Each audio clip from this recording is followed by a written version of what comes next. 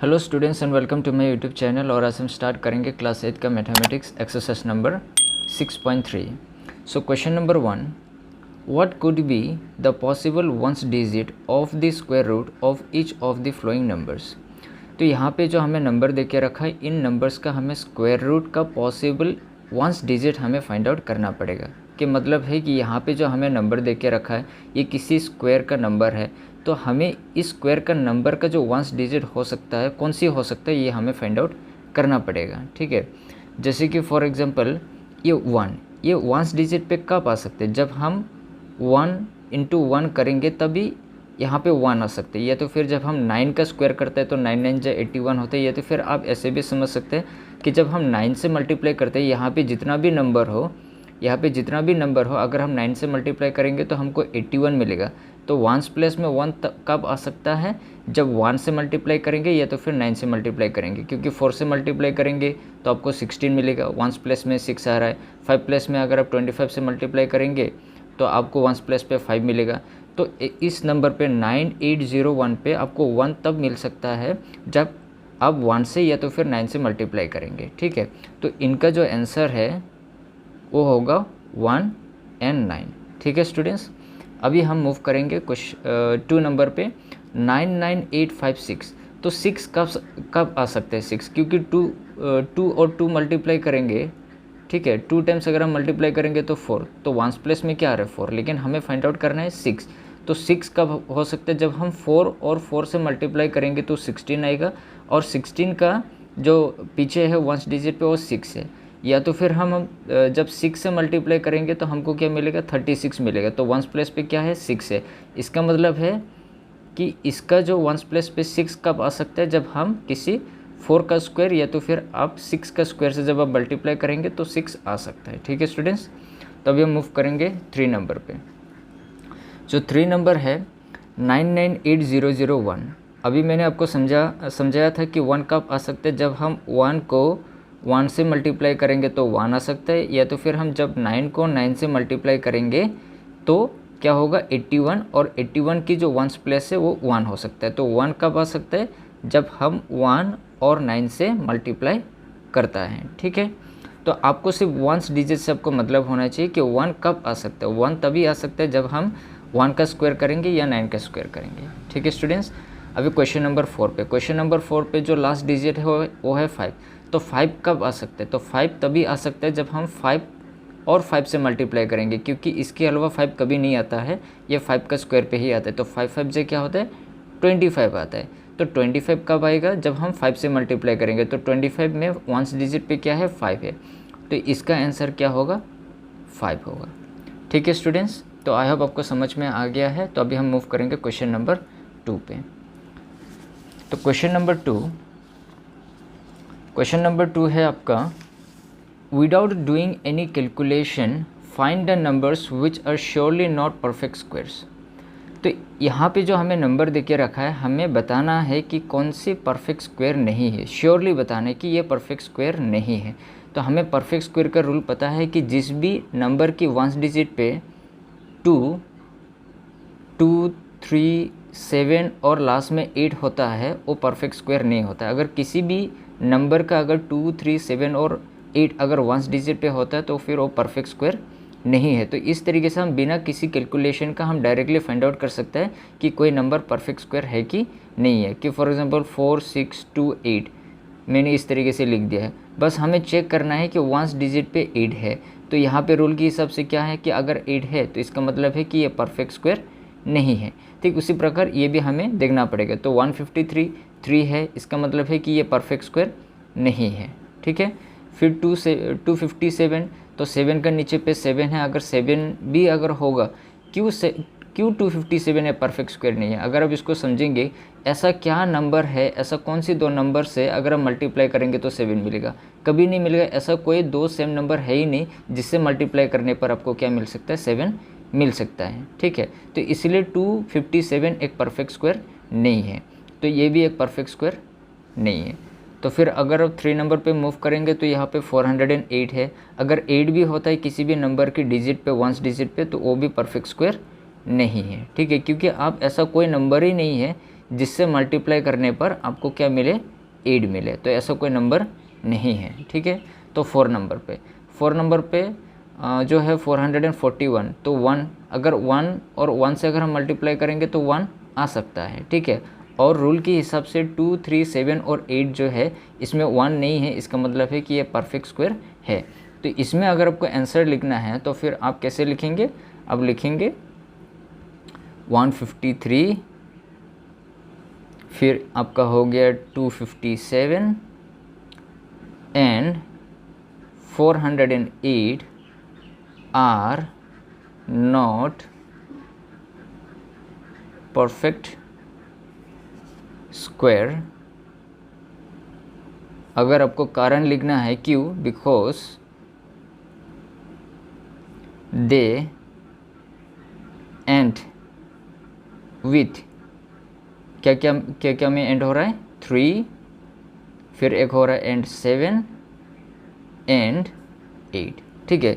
अगर ones place में अगर कोई भी नंबर पे 3, 7 और 8 होता है तो इसका मतलब है कि वो परफेक्ट स्क्वायर नहीं है, ठीक है स्टूडेंट्स। तो आई होप स्टूडेंट्स आपको समझ में आ गया कि बिना कैलकुलेशन का किस तरीके से आपको किस तरीके से फाइंड आउट कर सकते हैं कि ये परफेक्ट स्क्वायर है कि नहीं है। बस इस नंबर को आपको बहुत अच्छी तरीके से ध्यान रख करके आपको याद करना पड़ेगा। ये कोई ऑड या इवन नंबर की बात नहीं है, जैसे कि यहाँ पे इवन नंबर है और यहाँ पे 2 ऑड नंबर है और 2 इवन नंबर भी है, लेकिन ये ऑड और इवन का नहीं है। ये रूल है कि 2, 3, 7 और 8 जिस भी नंबर की वंस डिजिट पे होगा तो वो परफेक्ट स्क्वायर नहीं होगा, ठीक है स्टूडेंट्स। तो अभी हम मूव करेंगे क्वेश्चन नंबर 2 पे। तो जो क्वेश्चन नंबर 2 है वो है find the square roots of 100 and 169 by the method of repeated subtraction. तो यहाँ पे हमें 100 किसी स्क्वायर का हमें नंबर दे के रखा है और इस स्क्वायर रूट का, इस 100 का जो हमें स्क्वायर रूट निकालना पड़ेगा, 100 और 169 का स्क्वायर रूट निकालना पड़ेगा। और भी कौन सी मेथड से, रिपीटेड सब्सट्रैक्शन से, कि मतलब हमें रिपीट करना पड़ेगा और सब्सट्रैक्ट करते जाना पड़ेगा, ठीक है। तो वैसे तो आपको पता होना चाहिए कि 100 का जो रूट होता है वो 10 होगा, क्योंकि 10 का स्क्वायर ही क्या होता है, 100 होता है। अगर 169 का आप निकालेंगे तो 169 कब आता है, 169 तब आता है क्योंकि ये 13 का स्क्वायर है, क्योंकि 13 का स्क्वायर, क्योंकि 13 इंटू 13 करेंगे तो 169। तो इसका मतलब है कि 169 का जो स्क्वायर रूट है वो 13 है और 100 का जो स्क्वायर रूट है वो 10 है। लेकिन इस तरीके से आपको लिखना नहीं है एग्जाम पे, आपको रिपीटेड सब्सट्रैक्शन करके आपको दिखाना पड़ेगा कि 100 का जो स्क्वायर रूट है वो 10 है, ठीक है स्टूडेंट्स। तो चलिए स्टार्ट करते हैं।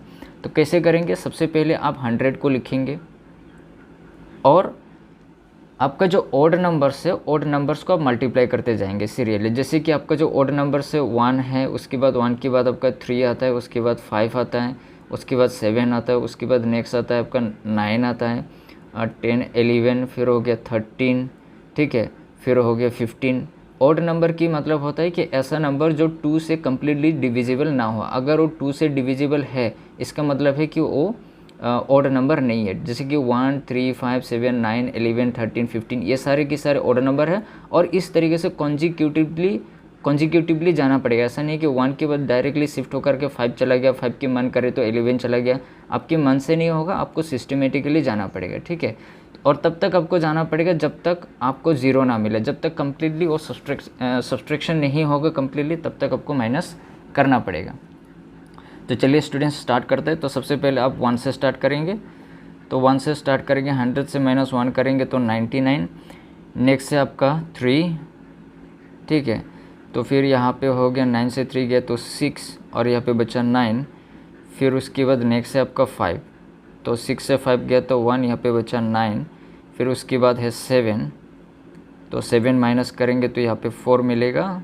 11 माइनस 7 हो गया आपका 4 और यहाँ पे बचा 8। उसके बाद नेक्स्ट आपका जो नंबर है वो 9 है, ऑड नंबर, और 14 - 9 करेंगे तो आपको मिलेगा 5, बचेगा यहाँ पे 7।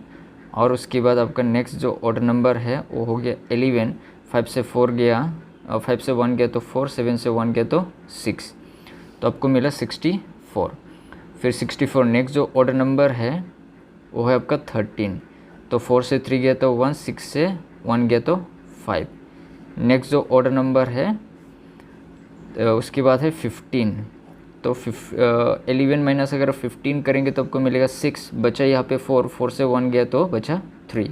फिर नेक्स्ट जो ऑर्डर नंबर है आपका हो गया 17, तो 17 माइनस करेंगे तो 16 माइनस 7 करेंगे तो आपको मिलेगा 9, बचा यहाँ पे 2, 2 से 1 गया तो 1, उसके बाद बचेगा 19। यहाँ पे हम मूव कर रहे हैं ऊपर पे, तो 19 के बाद जो 17 के बाद जो नेक्स्ट ऑर्डर नंबर है वो आपका 19 है, और 19 माइनस 19 करेंगे तो आपको 0, तो टोटली आपको 0 मिल गया। इसका मतलब है कि आपका जो रिपीटेड सब्सट्रैक्शन का जो मेथड है वो कंप्लीट हो चुका है। अभी आपको काउंटिंग करना है कि कितना बार आपने माइनस किया है, ठीक है। अगर आप काउंटिंग करेंगे तो यह सब काउंटिंग करेंगे, ये हो गया 1, ये हो गया 2, ये हो गया 3, ये हो गया 4, ये हो गया 5, ये हो गया 6, ये हो गया 7, ये हो गया 8, ठीक है।